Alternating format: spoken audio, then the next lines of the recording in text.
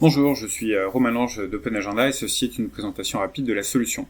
Alors, Open Agenda est une société française créée en 2015 qui propose une plateforme logicielle de gestion des annonces d'événements à l'usage des organisateurs d'événements, des fédérations d'organisateurs d'événements, des collectivités locales et des administrations notamment. Je prends ici l'exemple de l'Opéra national de Bordeaux qu'on voit en photo.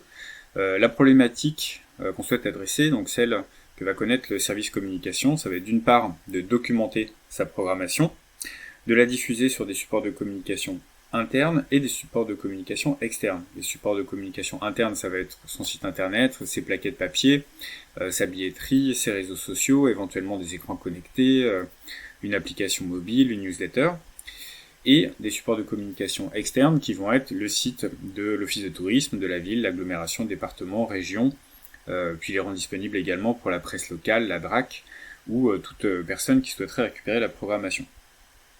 Pour pouvoir alimenter ces supports de communication, habituellement, c'est tout simplement très chronophage, puisqu'il y a énormément de travail de copier-coller manuel qui est fait, ou bien qui n'est pas fait, et justement on se retrouve avec des portails culturels ou des agendas de collectivités qui sont peu ou pas alimentés. Donc c'est pour répondre à cette problématique qu'on a créé Open Agenda afin de permettre de dessiner un circuit de l'information où une annonce d'événement n'est saisie idéalement qu'une seule fois, permet d'alimenter autant les supports de communication internes qu'externes et permettre également de faire des mises à jour rapides, c'est-à-dire si un événement est modifié, qu'il y a une faute d'orthographe, on n'a pas envie de refaire la saisie 70 fois, autant que possible, on corrige une fois et c'est à jour sur tous les supports. À l'échelle d'un territoire, c'est une problématique qui est connue par chaque organisateur d'événements.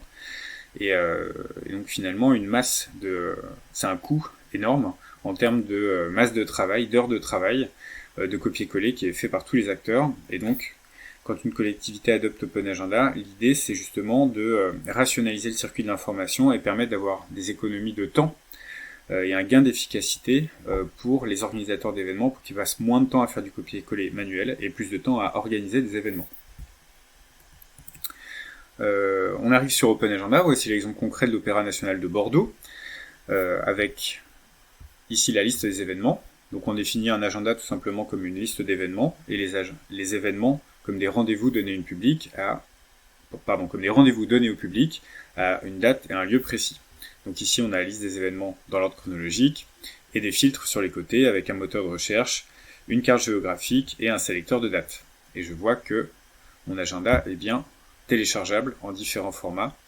Tous les agendas sont en données ouvertes. C'est-à-dire qu'il n'y a pas besoin de secret de compte pour venir télécharger le contenu. Ça suit un standard de données et il y a bien une licence de réutilisation qui est la licence ouverte. Une fois que l'agenda de l'Opéra national de Bordeaux est en ligne, eh bien sa programmation est récupérable par n'importe qui. Et donc ça intéressera par exemple la Réunion des Opéras de France, qui peut donc récupérer toute la programmation, donc sans nécessité de saisie additionnelle, et si l'événement est mis à jour sur l'agenda de l'opéra, c'est immédiatement à jour sur l'agenda de la Réunion des Opéras de France. La programmation est également reprise sur l'agenda de Bordeaux Métropole, là aussi de façon automatique, et c'est synchronisé sur le site de Bordeaux Métropole. Alors, le grand public ne vient pas nécessairement sur Open Agenda pour s'informer des événements près de chez soi. Pour la collectivité, le but est d'alimenter son support de communication et de communiquer sur son adresse web, sur son site. Et donc c'est là que la communication sera faite et que le grand public viendra consulter l'information. Open Agenda est plus l'outil de construction de l'information en amont pour ensuite alimenter les différents supports. On est cette fois sur l'agenda de Un air de Bordeaux, donc qui est l'agenda de l'office de tourisme, qui reprend également la programmation de l'Opéra de Bordeaux et l'affiche également sur son site, avec ses couleurs. Open Agenda peut servir également pour des grands événements, comme ici les journées européennes des métiers d'art, avec plus de 2000 événements qui ont été saisis directement par les artisans d'art, avec modération par les chambres des métiers et de l'artisanat. Donc là encore, c'était synchronisé sur le site des métiers d'art, mais ce qui est intéressant, c'est que pour justement Bordeaux, ils peuvent venir directement faire une recherche et exporter les événements qui sont sur le territoire pour les récupérer sur leur propre agenda. Là encore, il n'y a pas besoin de demander des saisies additionnelles aux organisateurs. Et enfin, OpenAgenda peut servir également pour des structures associatives ou des réseaux, comme ici le groupe ornithologique normand. Ils utilisent tout simplement la version gratuite qui permet de créer des agendas participatifs. Et là encore, pour une collectivité, ça permet de venir puiser du contenu. Donc là, si je suis le département du Calvados, j'ai juste à faire une recherche et je peux récupérer les événements du groupe ornithologique normand, lequel affiche bien son agenda via une iframe, dans ce cas directement sur son site.